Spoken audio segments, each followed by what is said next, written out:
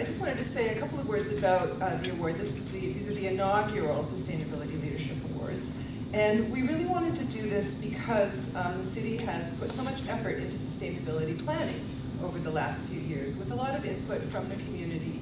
And now it falls to us to implement that. Well, the city can't do it all themselves. I'm invoking Paula Kiss here, she would say. We waited for the city to do everything.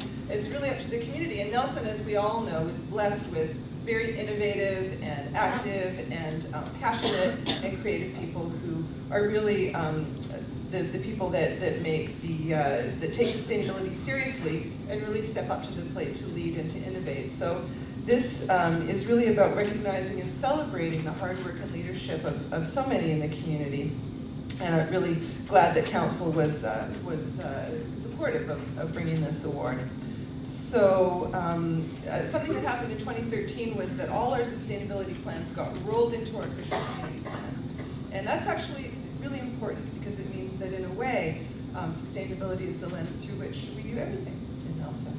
So I like that. I want to thank Councillor Kiss, and also I wanted to mention Deputy Corporate Officer Joanne Caldecott, who worked with me on the working group to flesh out the awards and figure out how we were going to get a jury and how we were going to, the criteria for evaluating the awards and the appointments for the nominations and all of that. So thank you to Councillor Kiss and to Joanne Caldecott. And I'd also like to thank and mention the jury members.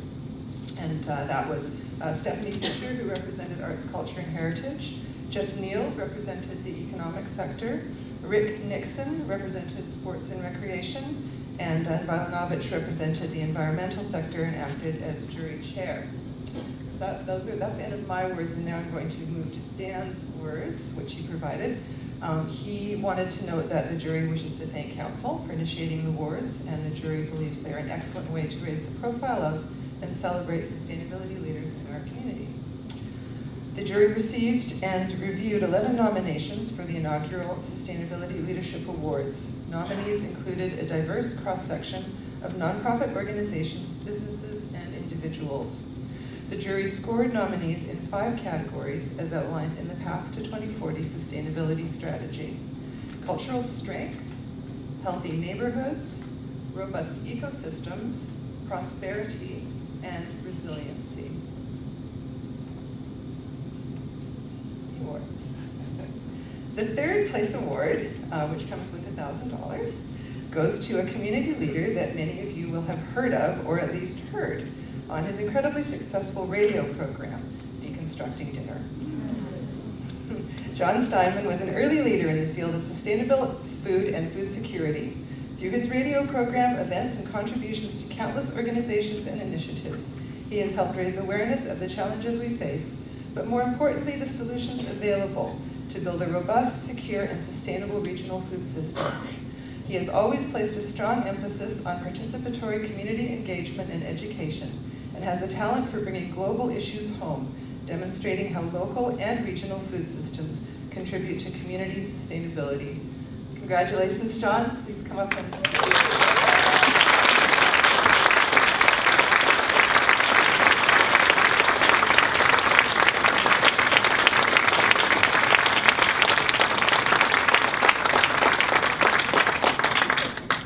The mayor is my lovely assistant.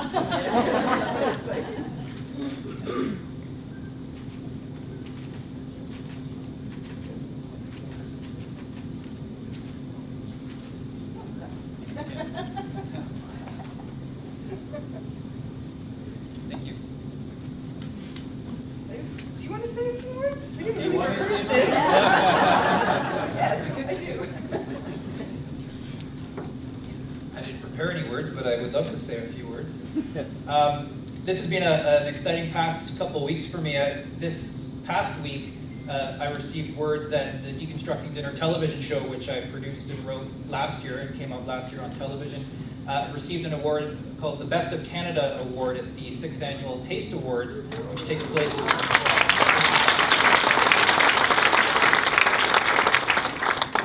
place in California. The award ceremony is next month in Los Angeles. And one of the nominees in that category was Top Chef Canada. And so all of us who were part of the crew, we were pretty ecstatic, especially when we saw who our competition was in that category. Also, in the past couple of weeks, another organization I've been involved with, the Kootenai Co-op, announced the official commencement of the Nelson Commons project. Also, in the past couple of weeks, our Nelson Co-housing project, which I'm also involved in, and which will soon be the home to our cultural ambassador as well, which is a 24-home community that's being built out on Heddle Road.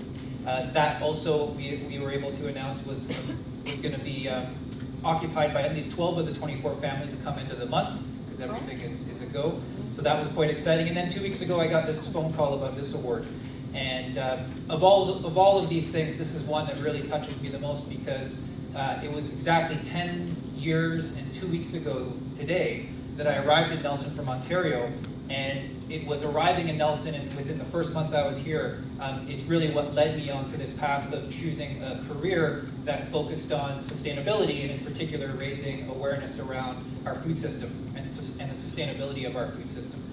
And it was very much this community that inspired me to pursue this path over the past 10 years. So if it wasn't for the City of Nelson, and it wasn't for all of you who make this community as amazing as it is, I wouldn't be receiving this award today. So thank you very much to all of you. Thank you to all the new council members, the outgoing council members, outgoing mayor, incoming mayor. Thank you to the jury for choosing to honor this work that I've been a part of. Thank you.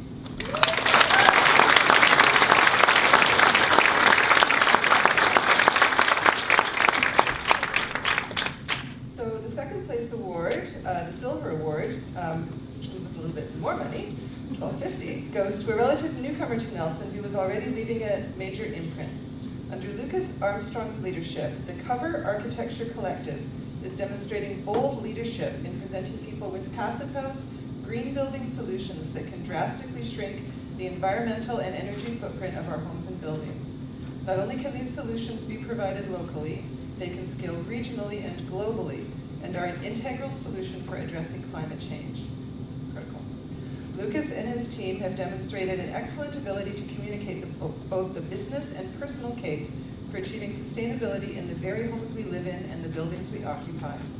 By offering hands-on exposure to passive house design and public education about sustainable living, Lucas is bringing a key solution to our sustainability challenges to Nelson. Congratulations, Lucas.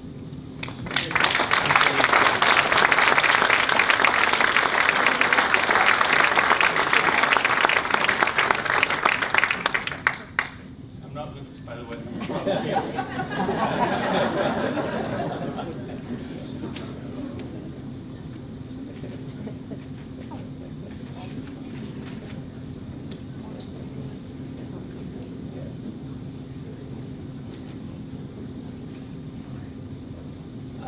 Lucas couldn't be here tonight. We're all, Lucas and myself and Graham Ledbeater are all partners in Cover Architectural Collaborative, and this is a big honor.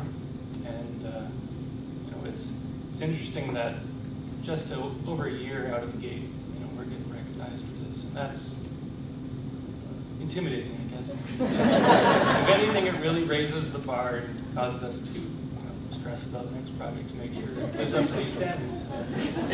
So, and that has achieved it. And you know, we've got an interesting business where we're only as good as our clients in a lot of ways. And I think that, you know, as much as our ideologies really support sustainability in all its forms, we're really lucky to have good clients that support us.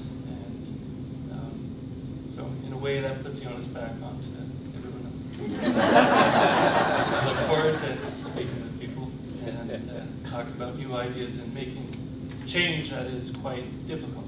And that's part of the difficulty in everything that we do every day, trying to implement the ideas that we've read about and seen and know are important, but whether we have the guts or not to actually implement them is the true issue. So.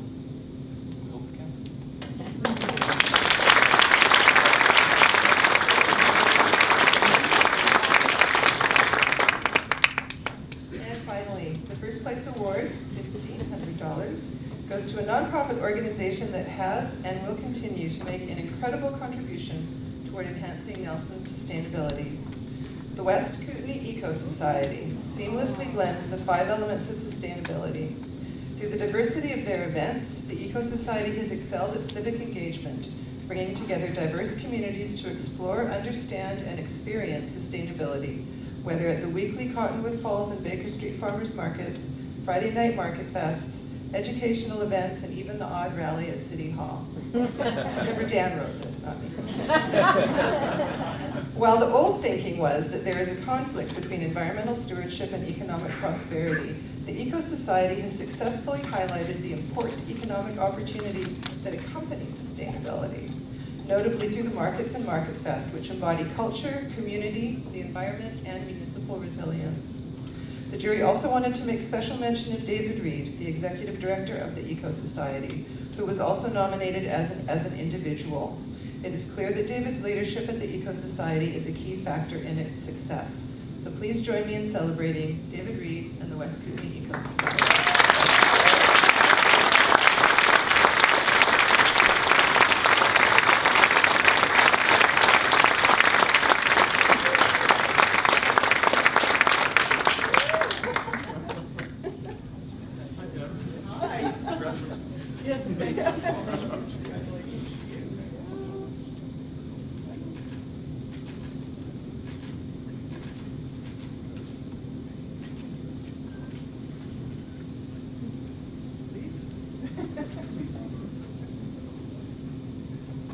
Well, it is an honor to be here on behalf of all of our volunteers, members, staff, and all of you.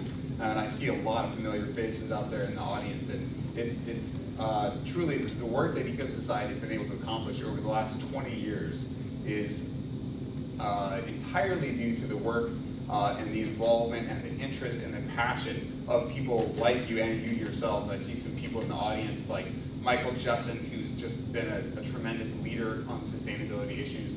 John Alton, Susie Hamilton, these are the people who really planted the seed for Eco Society 20 years ago.